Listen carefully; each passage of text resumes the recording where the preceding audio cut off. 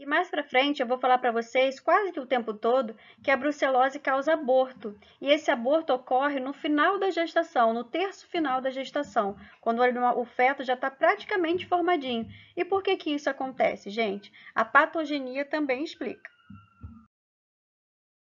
Então vamos lá explicar essa situação. Se o animal estiver prenhe, pessoal, ocorre a colonização da placenta pela bactéria. Mas por que que a bactéria coloniza logo a placenta, gente? A afinidade da bactéria com a placenta e também com o feto, principalmente pelos trofoblastos corioallantoidianos, tem sido relacionado com a presença de eritritol nesses tecidos, que favorece a multiplicação dessa bactéria, da Brucella abortus, no caso. Altas concentrações desse eritritol são encontradas em tecidos reprodutivos de macho e de fêmeas, de ruminantes e de suínos. Os níveis mais elevados de eritritol em bovinos são observados na placenta e em líquidos fetais a partir do 5º mês de gestação e estão relacionados com a multiplicação exponencial da brucela a partir da metade e do terço final da gestação, justificando então o aborto nessa fase, porque a proliferação da brucela nos trofoblastos leva à placentite, que é a inflamação da placenta, também à infecção do feto e, por fim, ao abortamento, sinais que caracterizam a brucela nos animais. A importância exclusiva do eritrol, gente, ainda é discutida apesar disso, uma vez que alguns autores relataram que o pico de sua concentração, na verdade, ocorreria no meio do período da gestação, reduzindo no final, o que sugere a participação de outros fatores além do eritritol. A baixa produção de eritritol em fêmeas equinas e na mulher explica, em parte, por que nesses casos, nessas espécies, equina e humana, a brucelose não costuma ser uma doença da esfera reprodutiva. O abortamento e a expulsão dos fetos também causam placentite, piorando ainda mais o caso.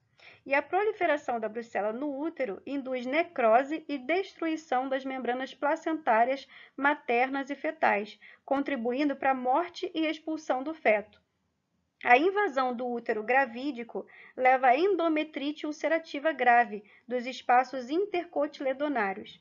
Membranas corioallantoidianas, cotilédones e fluidos fetais são invadidos. As vilosidades são destruídas. Observa-se proliferação de tecido conjuntivo de granulação, com fibrose e aderência do cotilédone à carúncula. Ou seja, gente, fica bem complicado realmente manter a gestação diante de tantas alterações. A brucela tem alta predileção por placenta de ruminantes, como eu já falei para vocês. Nas infecções agudas de vacas prenhes, até 85% das bactérias estão localizadas nos cotilédones, nas membranas plasmáticas e no fluido allantoidiano. Além disso, gente, olha só o que essa bactéria é capaz de fazer. A Brucella abortus pode induzir a produção de altas concentrações de cortisol, o que diminui a produção de progesterona e aumenta a produção de estrógeno. E essas mudanças hormonais também induzem ao parto prematuro. Dependendo da gravidade da extensão da placentite, podem ser observados abortamentos, partos prematuros, natimortos ou nascimento de bezerros fracos ou viáveis. O feto sofre invasão por via hematógena e apresenta hiperplasia linfóide em linfonodos, depressão linfóide no timo, hiperplasia cortical adrenal, focos inflamatórios disseminados, compostos principalmente de células mononucleares, e pneumonia fetal, levando ao óbito. O abortamento é o aspecto mais importante da contagiosidade da brucelose. Para vocês terem uma ideia, em cada episódio de aborto são eliminadas quantidades de bactéria suficientes para infectar de 60.000 a 600.000 gestantes. O número de micro-organismos eliminados diminui gradativamente em partos subsequentes, porém mantendo o caráter de fonte de infecção do animal. Após a bacteremia, a brucela acomete vários tecidos, diferindo de acordo com a espécie animal e de brucela. Nos tecidos, principalmente no sistema mononuclear fagocitário, a brucela atrai e se multiplica dentro dos macrófagos, levando à formação de pequenos granulomas.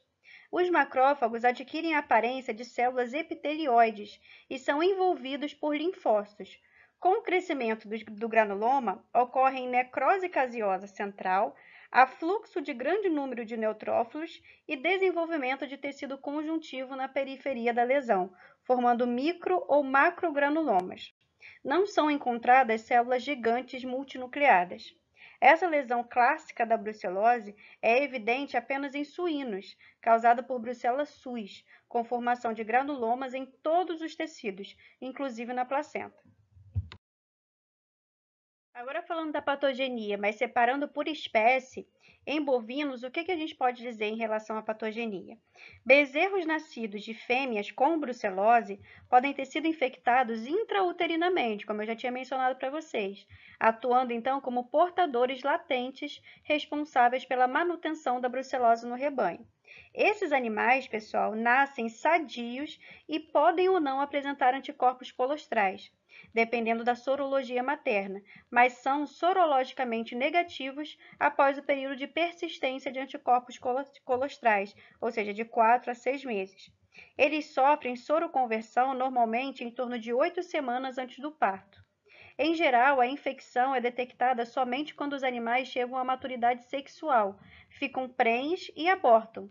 E aí a brucela é isolada de tecidos fetais e do animal que abortou. Ou seja, até então ele estava em latência, você não sabia que aquele animal estava infectado com brucela. A explicação para esse fato se baseia na resistência apresentada por animais impúberes à infecção por brucela. Outra explicação seria a infecção fetal intrauterina em período de desenvolvimento do sistema imune. Olha que interessante, gente. Enquanto aquele animal estava lá dentro do útero da mãe, ele até se infectou, mas como o sistema imune dele estava em desenvolvimento ainda, a brucela foi reconhecida como self, ou seja, como própria pelo organismo desse animal, do feto, não havendo então o desenvolvimento de anticorpos direcionados contra essa bactéria. A glândula mamária e os linfonodos supramamários são locais de persistência de Brucella abortus. Neles, microscopicamente, se observa a inflamação. Com a progressão da doença, pode haver atrofia do tecido glandular e fibrose. O úbero infectado se apresenta clinicamente normal, mas é importante fonte de reinfecção uterina e possibilita a infecção de humanos e bezerros também pelo consumo do leite. A brucela é eliminada pelo leite em concentrações variáveis. O número de bactérias eliminadas é altíssimo no colostro, mas sofre redução e torna-se intermitente no decorrer da lactação. Além disso, ainda falando da patogenia em bovinos, o epidídimo e o testículo de touros podem apresentar endurecimento.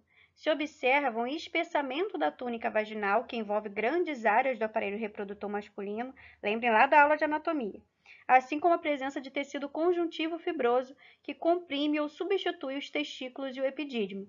Eventualmente, pode ocorrer necrose com ruptura e fistulização. O número de bactérias eliminadas pelo sêmen varia entre touros e entre ejaculados do mesmo touro. Em touros vacinados com a vacina B19, que já vocês vão conhecer, foi observada a eliminação da amostra vacinal pelo período de 1 ano.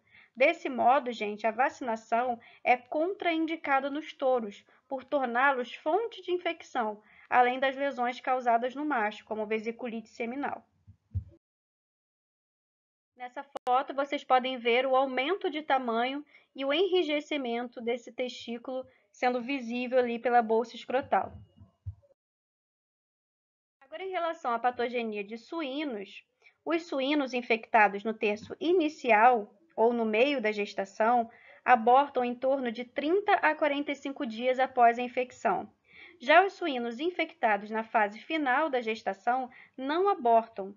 Do mesmo modo, os que se infectam e não estão gestantes não abortam nas gestações seguintes.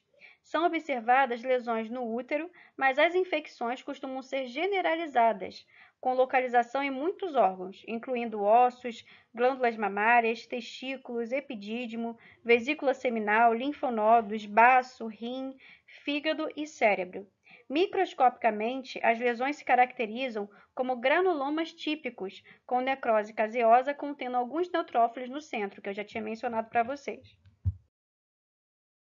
Já sobre os ovinos, a bactéria Brucella ovis Penetra nos animais suscetíveis através das mucosas peniana, retal ou vaginal e pode permanecer no local inicial de infecção por 1 mês, multiplicando-se lentamente em virtude da propriedade de resistir à destruição intrafagocitária.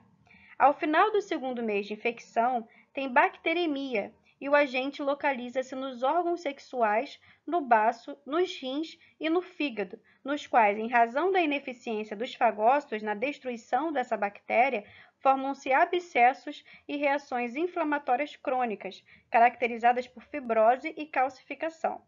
A bactéria se multiplica nos órgãos afetados e é eliminada à medida que as células infectadas são destruídas. O principal local de lesão é a cauda do epidídimo.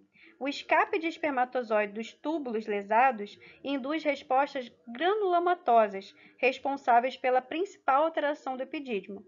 Não existe lesão testicular primária, mas a estase desse testículo leva à degeneração testicular secundária. Além disso, gente, a brucela ovis não impede a concepção. Eventualmente, verificam-se infertilidade, morte embrionária e abortamentos, ou ainda nascimento de cordeiros fracos e pouco viáveis. As fêmeas que abortam têm infecção persistente e brucela ovis é isolada da placenta, de descargas vaginais e do leite.